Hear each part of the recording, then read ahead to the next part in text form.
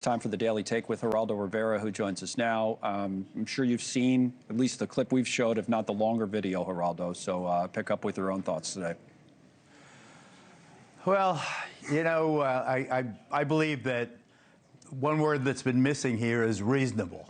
Would a reasonable person in the situation that officer was in fear that his life was in danger, so much so that he had to use deadly force to mitigate the threat?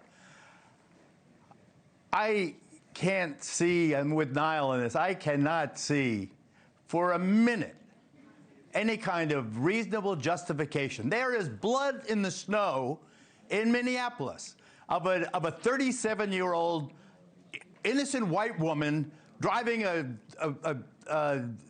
SUV, shot dead in the streets of Minneapolis by masked ICE agents.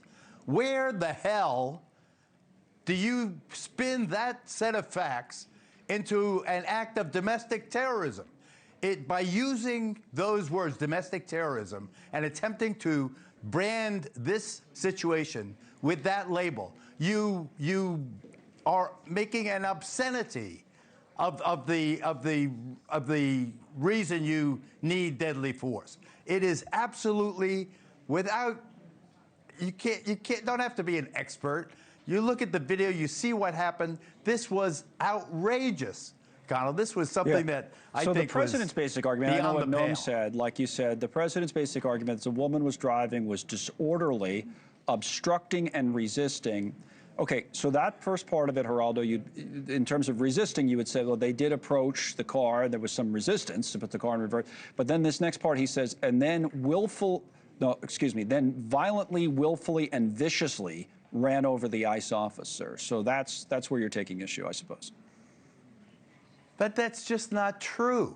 You could be in the 3rd grade and look at the video and ask yourself, is the situation the president in his Truth Social post is describing real? Is that reality? Or is the reality rather that this woman, for whatever reason, maybe she got involved, maybe there's video that shows that she was acting in a disorderly fashion? I don't know. I didn't see anything we don't even know her like name. that. We don't know. But what I do know is that she's dead. And why is she dead? I've been in many, many situations where I felt my life was threatened in the news business over these many, many decades. There's not a soldier or sailor or Marine that I have or airman that I have stood next to, or a cop. We love cops. Yeah. None of them would have used deadly force in that situation, because what that cop did was beyond the pale. It is indefensible, and that is no way that you're going to spin what I saw into reasonable. That wasn't reasonable. There wasn't an imminent deadly threat. We've all been in situations far more perilous than that, and now she's dead.